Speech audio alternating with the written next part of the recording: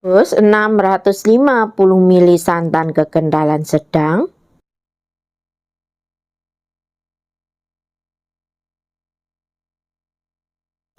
3/4 sendok teh garam. Rebus menggunakan api kecil saja sambil diaduk-aduk sampai santannya mendidih. Diaduk-aduk agar hasil santannya tidak pecah. Setelah santan mendidih, matikan kompornya, kemudian biarkan santannya menjadi hangat terlebih dahulu. 250 gram labu kuning yang sudah dikukus,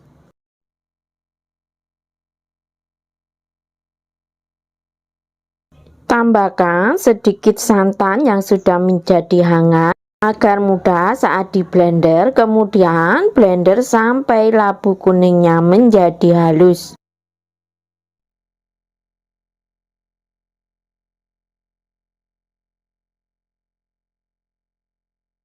...250 gram gula pasir, 250 gram tepung beras, 250 gram tepung terigu. Saya pakai protein sedang, 1/4 sendok teh vanili bubuk. Aduk semua bahannya sampai tercampur rata saja. Labu kuning yang sudah dihaluskan tadi,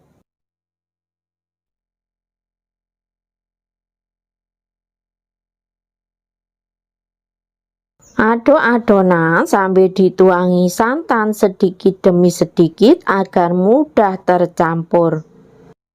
Untuk keterangan resepnya nanti saya sertakan di description box-nya, berada di bawah judul.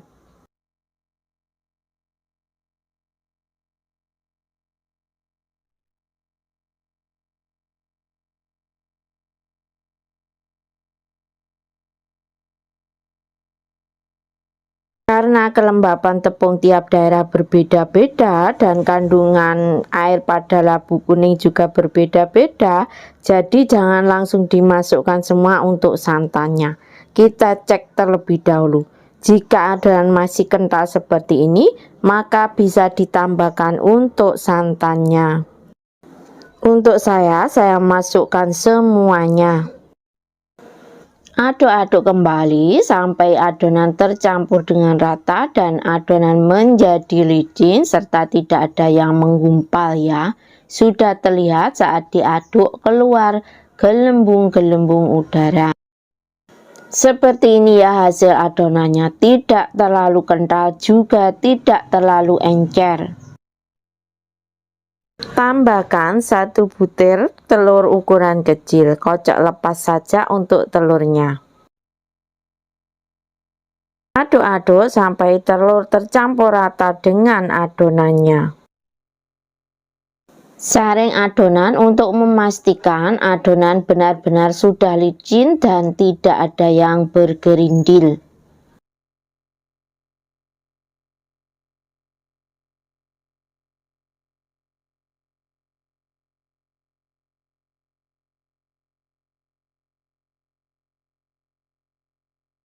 Diamkan adonan selama kurang lebih 2 jam agar nanti hasil seratnya itu cantik. Ini setelah kurang lebih 2 jam saya diamkan. Aduk-aduk adonan agar tidak ada adonan yang mengendap di bawah adonan. Adonan saya ambil sedikit, nanti saya tambahkan dengan pasta coklat.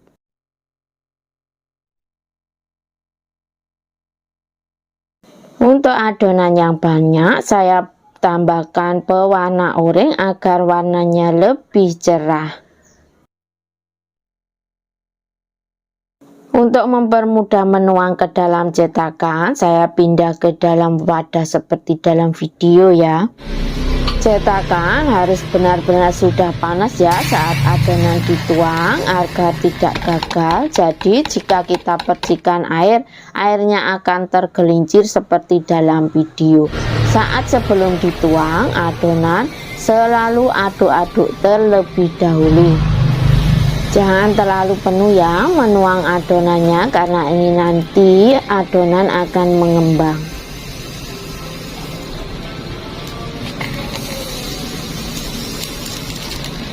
Kue berhasil jika setelah beberapa saat dipanggang, adonan bagian tengah itu keluar gelembung-gelembung. Itu tandanya kue sudah berserat. Untuk api, saya tidak pernah memakai api besar ya untuk memanaskan cetakan, karena nanti hasil pantat kue bikangnya itu akan tebal dan nanti akan keras. Jadi saya dari awal memakai api sedang cenderung kecil sampai akhir mencetak. Sebagian saya kasih adonan coklatnya tadi. Setelah itu tutup sebentar cetakan untuk mematangkan bagian atas kuenya. Bagian atas sudah tidak terlihat basah, berarti itu kuenya sudah matang. Angkat cetakan dan letakkan pada kain yang sudah dibasahi dengan air. Ini untuk lebih melembutkan bagian pantat kue bikang dan membentuk serat-seratnya lebih bagus lagi. Ditutup agar tidak kecipratan air dan juga kuenya awet lembut. Setelah kue menjadi hangat, kemudian kita angkat dari cetakannya. Ini akan mempermudah juga saat diangkat. Alhamdulillah, warnanya sudah cantik dan juga tidak gosong ya. Sudah terlihat menu-menu saat dipegang. Sarangnya juga sudah terlihat full.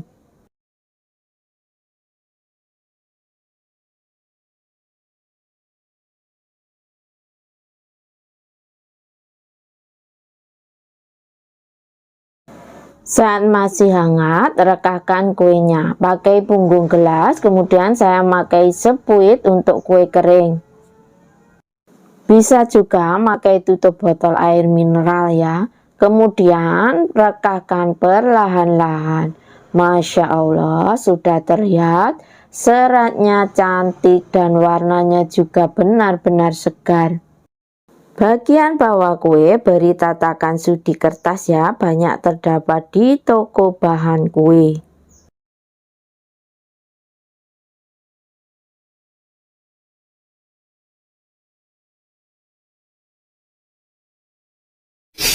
Cetakan harus benar-benar dipanaskan lagi ya. Ini saya olesi dengan santan kental instan yang saya campur dengan sedikit garam. Ini nanti saya bikin kue bikang yang langsung dicungkil. Aduk-aduk selalu adonannya sebelum dituang ya.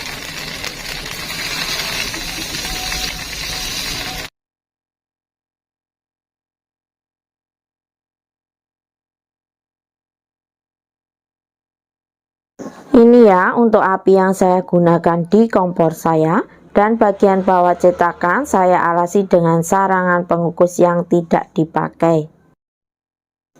Setelah beberapa saat dipanggang, bagian atas saya tambahkan santan yang dibuat untuk olesan cetakannya tadi. Ini untuk menambah rasa lebih gurih dan juga membuat kuenya lebih lembut. Tutup sebentar untuk mematangkan kuenya.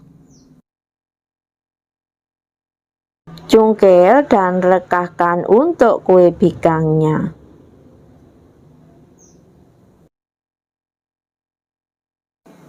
Jika hasil kuenya lembut, maka saat panas-panas direkahkan seperti ini pun akan lentur dan hasilnya juga cantik ya, tapi butuh ketelatenan.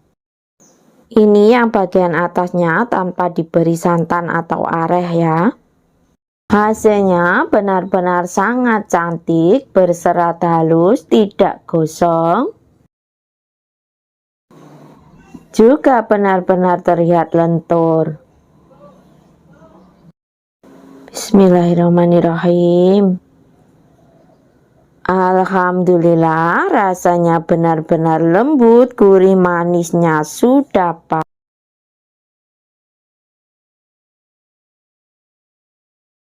Dalam wadah masukkan 100 gram gula pasir atau sesuai selera, 30 gram tepung tapioka, 150 gram tepung beras, 1 butir telur, 150 gram labu kuning atau labu parang, ada juga yang menyebutnya walo, yang sudah dikukus kemudian dihaluskan sampai lembut.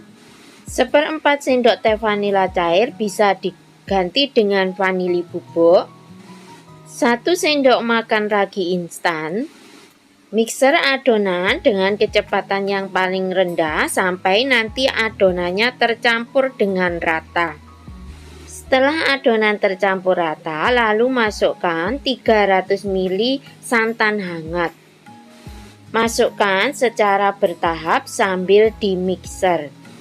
Santan sudah saya rebus dengan 1 lembar daun pandan dan setengah sendok teh garam sampai mendidih. Kemudian saya biarkan menjadi hangat-hangat kuku. Sambil menuang santan dan mengocok, perlahan-lahan naikkan mixer ke kecepatan yang paling tinggi. Setelah semua santan dimasukkan, kemudian kocok terus selama kurang lebih 4 menit. Jadi total pengocokan dari awal sampai terakhir kurang lebih selama 8 menit. Kemudian tutup adonan dan diamkan selama kurang lebih 1-2 jam. Setelah kurang lebih 1 jam didiamkan, kemudian aduk-aduk agar busanya hilang.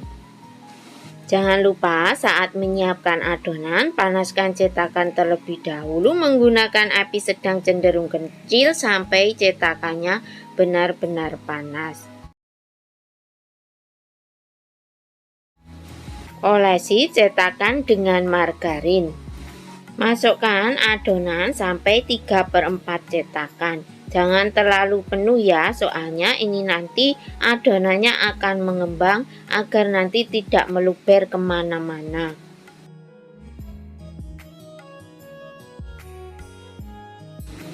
Tutup cetakan dan masak kurang lebih selama 8 menit atau sampai adonannya matang. Setelah kurang lebih 8 menit kita panggang, kemudian tes dengan tusuk lidi. Jika adonan tidak ada yang menempel, itu tandanya adonan sudah matang. Dan tentunya atas adonan juga sudah kering. Kemudian angkat untuk kuenya. Lihat hasilnya, warnanya cantik alami dari labu kuning dan juga menul-menul.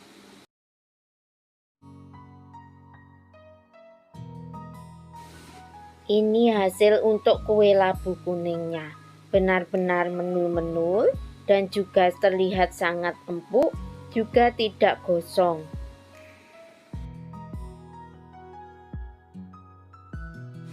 Kita belah pakai pisau ya.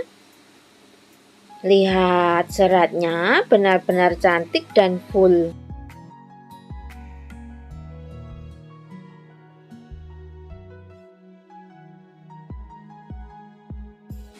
Saya cobain dulu ya. Bismillahirrahmanirrahim.